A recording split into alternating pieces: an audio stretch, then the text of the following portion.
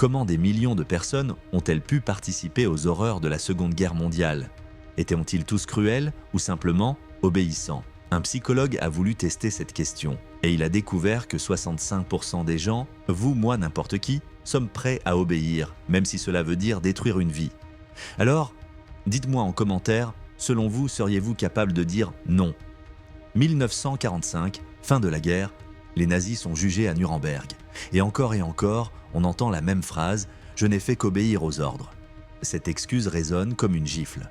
Mais une question persiste. Est-ce que ces criminels étaient des monstres? Ou est-ce que n'importe quel citoyen ordinaire, sous pression, aurait fait la même chose?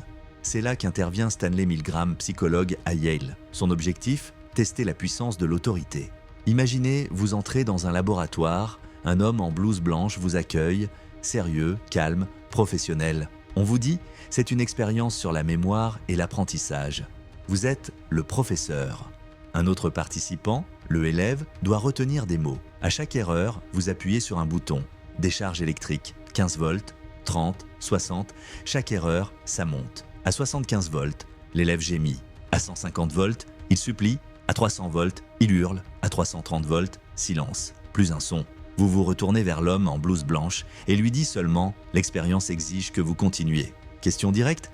Et vous? Vous auriez arrêté à 150 volts? À 300? Ou seriez-vous allé jusqu'à 450 volts? Notez-le en commentaire, je veux vraiment voir vos réponses. Les résultats? 65% des participants ont infligé la décharge maximale, 450 volts. 2 personnes sur 3. Pas des monstres, des citoyens ordinaires. Professeurs, secrétaires, ouvriers, certains transpiraient, tremblaient, riaient nerveusement, mais ils obéissaient. Et ce qui est encore plus terrifiant, c'est que beaucoup semblaient soulagés quand on leur rappelait qu'ils n'étaient pas responsables. Est-ce que ça vous choque? Est-ce que vous pensez que vous sauriez résister? Répondez-moi dans les commentaires. Milgram a identifié plusieurs raisons. L'autorité légitime, blouse blanche, uniforme, on obéit. Le transfert de responsabilité, ce n'est pas moi, c'est l'autorité. L'escalade progressive, 15 volts, puis 30, puis 450. Comme une guerre qui commence par de petites obéissances et finit en génocide. La pression sociale, dire non isole, dire oui rassure. C'est exactement ce qu'on a vu pendant la Seconde Guerre mondiale. Des millions d'ordres exécutés, non pas par des fanatiques, mais par des gens normaux. Quand l'expérimentateur n'était pas dans la pièce, l'obéissance chutait. Quand d'autres refusaient d'obéir, la majorité résistait aussi. Quand la victime était proche, face à eux, beaucoup arrêtaient. Conclusion, ce n'est pas une question de personnalité, mais de contexte. Et ça devrait tous nous faire réfléchir.